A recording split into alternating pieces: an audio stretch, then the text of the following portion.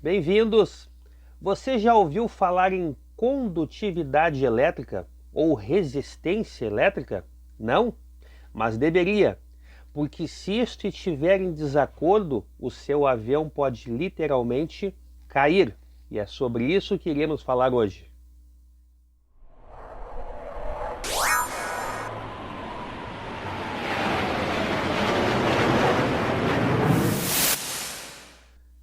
A condutividade elétrica é a capacidade que um meio possui de conduzir elétrons. Quanto maior a condutividade, mais corrente elétrica este elemento consegue transportar.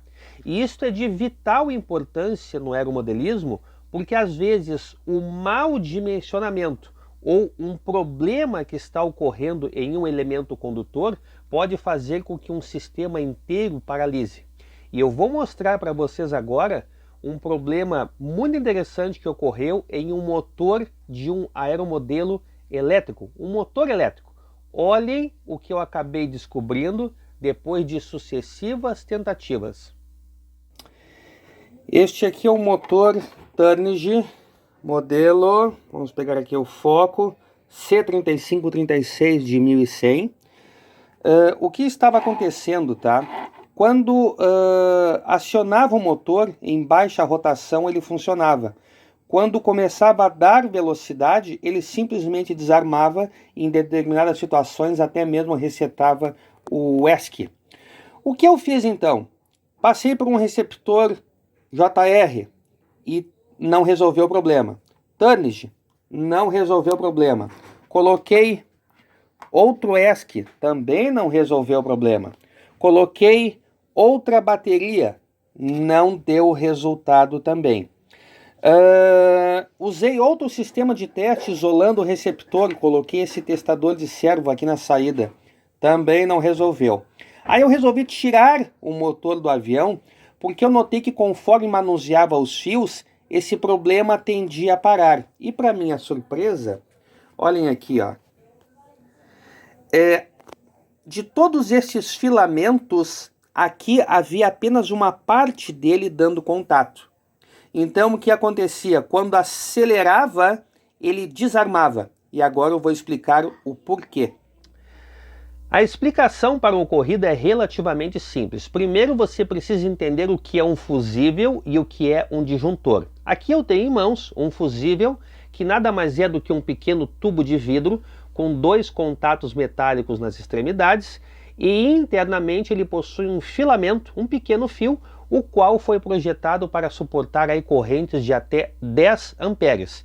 Se a corrente que estiver circulando por ele passar de 10 amperes, este filamento se rompe.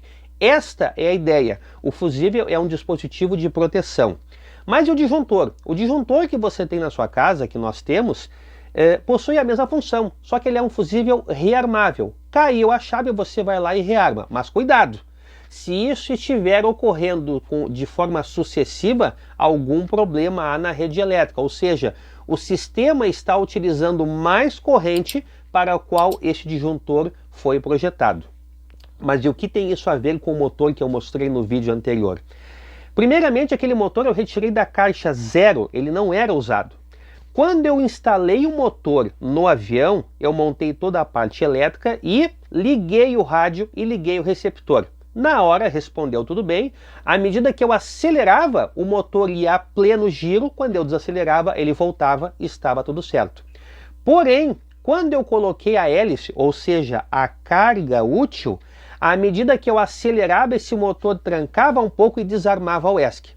E aí foi feito tudo aquilo que eu mostrei no vídeo anterior. E o que foi constatado? Por algum motivo, talvez por uma falha na linha de produção, parte do filamento de um dos 3 fios que saem de dentro do motor não estavam perfeitamente conectados. Aqui eu tenho um pequeno fio com algumas malhas e aqui eu tenho outro com malhas em maior quantidade. Para o motor funcionar, eu tinha que ter esta quantidade. Estou usando um exemplo, mas na realidade, devido a um erro de solda, eu tinha apenas esta. Lembra do que eu falei? Quanto maior a corrente, maior tem que ser a bitola do elemento condutor. Mas lá eu tinha uma bitola menor. Então, No momento que eu acelerava, mais corrente circulava, o filamento não aguentava e desarmava o ESC. E cuidado, eu mostrei apenas este exemplo naquele ocorrido do motor elétrico, mas os nossos servos, o nosso receptor, a bateria do nosso avião, a chave liga-desliga, tudo isso possui um dimensionamento com especificações bem definidas pelo fabricante. Então não devemos nos preocupar com isso, a menos que você resolva fazer as suas próprias extensões, os seus próprios cabos Y. Utilize sempre a mesma bitola no original. Menos vai dar problema, maior é desnecessário.